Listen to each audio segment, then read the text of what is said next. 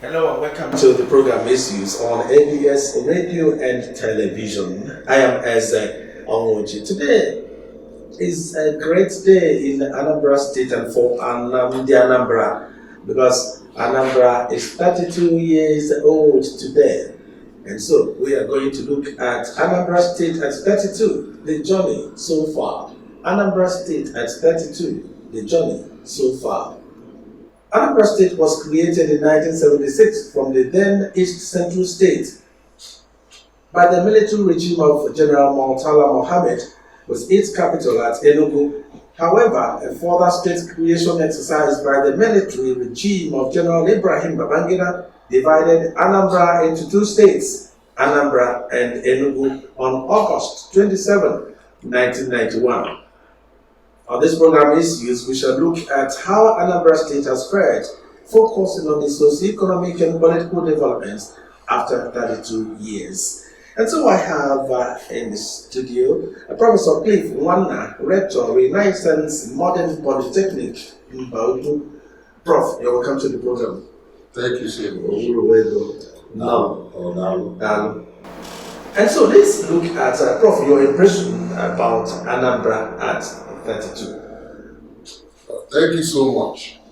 Let me say, I witnessed the creation of state. I was a grown-up then, So I can give, let me say, my own evaluation so far. Or let me say, I stand, qualified, because I've observed the process. And I will say that so far, so good. We have been blessed with visionary governance and government. And permit me to say that people often confuse the new Anambra State with that when they talk about the Anambra State, they believe that they will tell you, look at Enugu, look at Oka. Such comparisons should not be. Enugu has been even the capital of Eastern region till now. So I can say that with that 32 years, it is long but not too long. We are making progress. It is long but not too long. In the course of our discussion, we shall compare Anambra State and, of course, other states created alongside Anambra. Prof, Anambra State was created alongside other states like Abia, Delta, Jigawa, Kebbi, Osun, Kogi, Taraba, and Yobe. Let's now compare. In terms of development, here is where for development number of things. Okay, it depends on the angle or the perspective you want to view it from. Oftentimes development doesn't only mean infrastructure. When you look at how a government is organized, their views, and so on and so forth.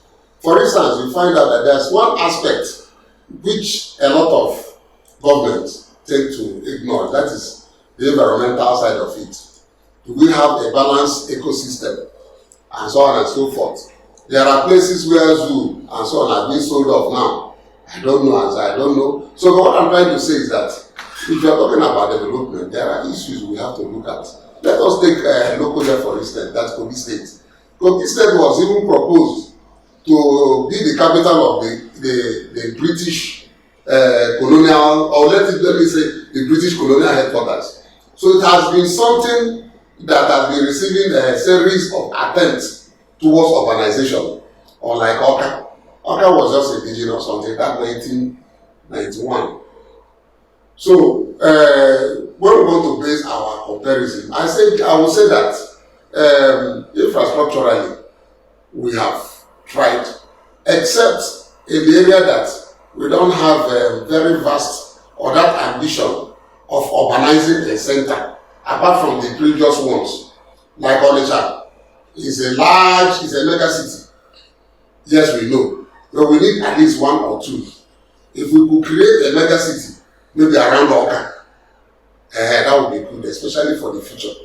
But when you talk about development, you see that Anambra State, unlike other states, have taken development to every rural nook and cranny of the state. They try to develop every part of the state at the same time, which could be attested by visitors But in some other states, the concentration is only on that state capital. Once you leave the state capital, you're your own. So, but in as much as that their plan is good, there is still need for future sake to think of a better city. You know, and I propose if it will be around maybe Oka, maybe the what we now call Oka, let me just say Oka City.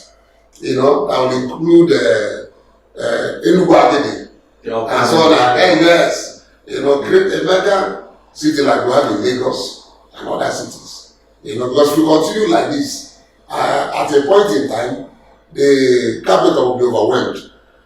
You know, and that will now lead to breaking down of houses, and you know, the cost of them trying to, you know, create it there will be more expensive. They can be better we do it at this early stage.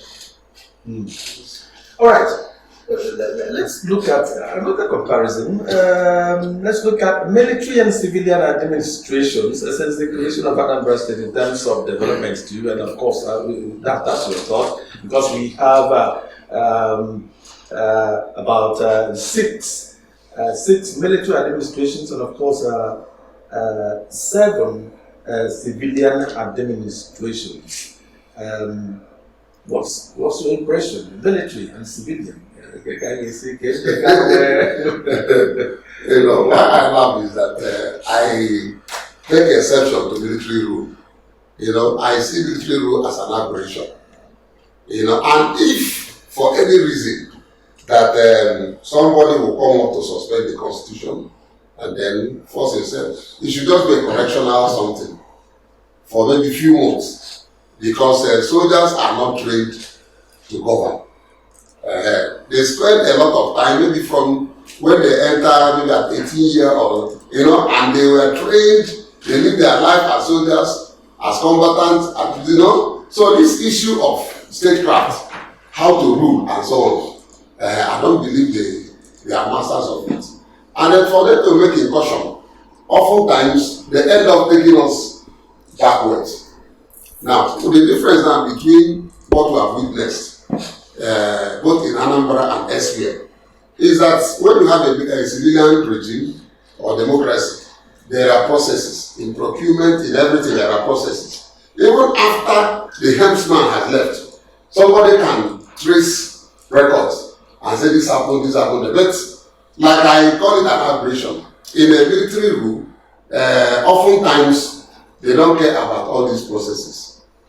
You know, they jettison it and do it the way they wish to do it. So in Anambra State in particular, you find out that today a lot of people can contribute to governance.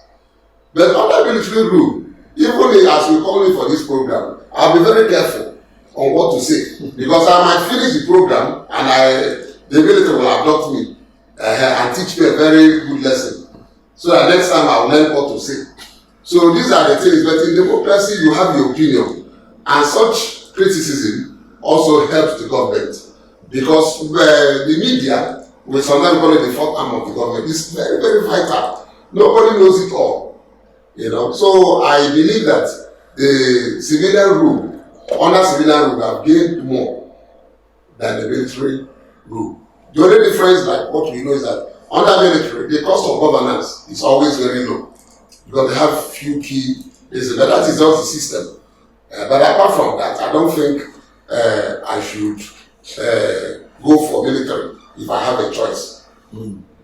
The program is used on ABS radio and television, and today we are discussing Anambra State at 32, the journey so far, created in 1991 by the former military administration, former military administrator General Ibrahim Babangida. What are the challenges leaders face in the course of developing Anambra State? Let me first say that every leader, you know, must have that political will to execute. Because if you talk about leadership, especially when you're a governor or that you are just an executive, you're in an executive position, the person is not a lawmaker. Once the laws are properly made, you should have the political will, have the will to execute it. And you should not feel bad or feel that, oh, maybe after 4 years or 6 years when I come home, these people will come after me. No, it's not like that. You find out that what is good is good. Now, let me talk about some of the impediments. You find out that we still have a lot of traditional ways of viewing things, traditional methods. Now, once you are bringing in elements of modernization, there are bound to be clashes here and there. So, any governor or any ruler should be strong, because people might not understand those policies now, but later they will now say, oh, this is very good. Oh yes, or eventually equal. Other people are not happy, and you don't blame them. A lot of people now say, hey, stop, my needs of life might depend. If you're not generally, more people are happy. Some people, after some years, they will say, oh, or in fact, I'm a plan leader. If they look at the blood, I must come in blood, and so on and so forth. And these things are things that we must undergo. Or when people say that change is something that is constant, nothing is static. So if you are talking about urbanization or architecture, maybe the architecture of a place, it must change. That's why oftentimes if somebody, maybe he traveled abroad, and when he comes home, you now have sometimes you find problem. You have difficulty getting back to his home. Because that change must continue. It's something you can't. But what we are doing now, what I will say we, because we are all involved. We gave the power, we gave the mandate to whoever that is ruling. So the idea now is to have a kind of systematic development, to have a development that will be in the interest of the people. Yeah. So far, our governor is on the right path. But like I said, the main problem is that problem where you have people who are conservative, who don't believe in this idea of change. They are there. Then there are so many. If I then think about criminal elements, you can't remove them, although they are very few.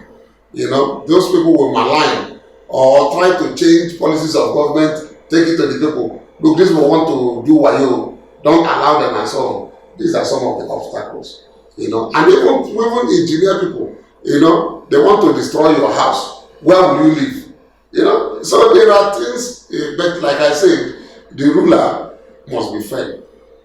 Once you have the constitutional backing to do such things, maybe the backing could be from the laws made by the House of Assembly or wherever, because you can't act without the backing of the law. So there are a lot of constraints going on. I can't name all of them. Even finance is a constraint. Because some of these road construction cost millions and billions of naira. Without a good IGR or good planning, you see that you might have such motives, but you might not have the finance to execute the project. Then talk about the something like weather and so on. We belong to the region where when it rains, it's something else. And that something slows down the rate of or speed of construction. That one is already there and so on and so forth. Let me not also talk about the traditional aspect too of where they tell you that this tree is our God. No area. If you must cut this tree, you pay us 3 million, or you go and buy a land for us. But somehow I believe that the governor has navigated all these problems. That is why we are having progress. I'm talking about Kulobia. In Oka, we also benefited. In my side, I'm from a place we call Agro, around the trackers and so on. There are a lot of, and we are happy for it. My own side, for instance, my ancestral home, once it rains, a lot of people pack out. The flood will submerge the whole area. But I know that once they finish this road construction, it becomes a new area. So we thank the governor for that also. Supposed to help develop Anambra State. I concentrate in Anambra State, Yes. And the cities, when a lot of things find the email. And let me also say about not only about the give pay, they don't even understand that they have a responsibility towards having a good government. And government is not just small government, but that is an all-inclusive thing. Now, issue of tax, for instance, tax will even. But you see that when you talk about taxation, there are a lot of rich men now that pay very little tax. And so on and so forth. That is not being patriotic. Government, someone has been a guy in the water, but probably the person has not taken time to check at the proper statistics when you compare Anambra and Israel. So you look at the issue of taxation. You check the issue of where people will try to discourage people from paying rates and other things. You know, internal revenues are AGM. You see that a lot of people don't see it as their responsibility, as something they should do gladly. Then our people too, this issue of partnership, being partners in progress, since the time of Mbadneju, they will think home. People you know, the way they didn't take it seriously or as seriously as I would have expected. Because we always complain that any part or anywhere they want, and they mind as if Nayab was one country. You know, that one was like a kind of solution to that. Now there were a lot of rosy promises and so on, but a lot of them did not buy into that thing. We expected a lot of Anambrarians who are entrepreneurs, manufacturers, and so on, now Abuja and other places, to also replicate such things here. If they replicate every industry and employ more than maybe 30,000 persons, 20,000 persons, and so on and so forth. These are taking off a lot of load off the shoulders of government. Government has hey, a lot of youths are roaming about the streets and so on. They have done these things in other climes. That is the idea of that thing home. Then there are a lot of people who could even give what they call voluntary services, you know, consultancy. We have consultants, we have people who are very knowledgeable abroad, you know, in the medical field and so on and so forth. If you go to South Sudan and other countries, some of them, you know, come home once in a while and give back to their communities. You know, this is another way. So I believe that once they see that the citizenry has a lot to do, that everything must not be government-centered. And oftentimes, I say, when a government can run, I deliver. That is their business. You know, such attitude, they're wrong and unprogressive. So, that kind of education, you know, call it citizenship education, where people will know that they owe certain responsibility to their society. And that's somebody non, you don't do anything. You just stay and eat. No. You know, I've traveled to so many West African countries and I see it, you know, about their life, where people are proud that they are Malians, they are this, they are that, and they try to do their quota, you know. Nigeria, they're much richer than most West African countries. Not where people, individuals, will contribute what you will not expect so much. Build hospitals where they give free medical services and so on and so forth. So such things are needed to complement the effort of the government. Ndị na-achị ma ndị a na-achị. O nwere onye si okwu maka supervision. Gọvanọ ị na-supervise ọrụ arụ. O nwere AIDS. Yes, o nwere AIDS, but it appears he's already doing it. Because, like I said, in Oka, I witnessed when he came to side, or we call it Omo village, you know, he came himself. What's up on Facebook? I want to draw attention here to the flood and so on.